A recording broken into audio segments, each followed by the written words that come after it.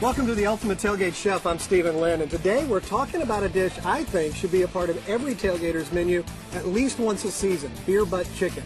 Now, if you haven't had beer butt chicken before, you're going to find it's delicious, great for feeding groups, and it's easy. Now, there are four parts of this dish: the chicken, the beer, a basting spray, and the rub.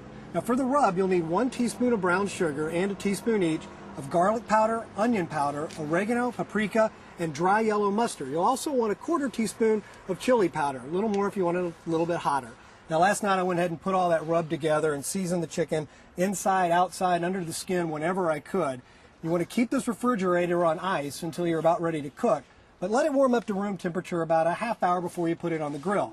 Now, about that grill, you're going to want to preheat it to 350 degrees, but it's important to remember you're going to use indirect heat on this dish. So for gas grills, heat up just one side of the grill. For charcoal, push all your coals over to one side. The chicken's going to go on the other side, the unheated side. Now, onto the beer.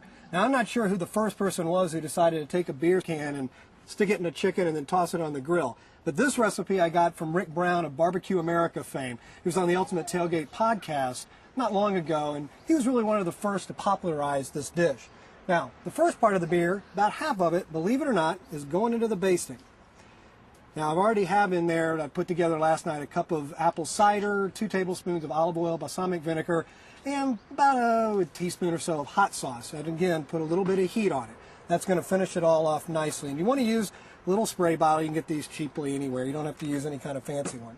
Now, the rest of the beer in the can is going into the chicken. Now, if you don't have a sitting device like this, you can use a pie pan or whatever you want. But that's going to sit right there, and then onto the grill. Again, the unheated side of the grill, indirect heat.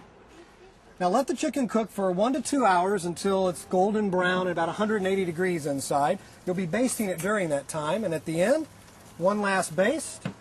Get yourself some hot mitts or something, because it's going to be really hot as you pull that off. And just let the chicken rest for about 5 or 10 minutes before you try to pull that beer can out. Spray it one more time before serving it. You're ready to go. And remember, it will be hot when you pull that beer can out, so be careful.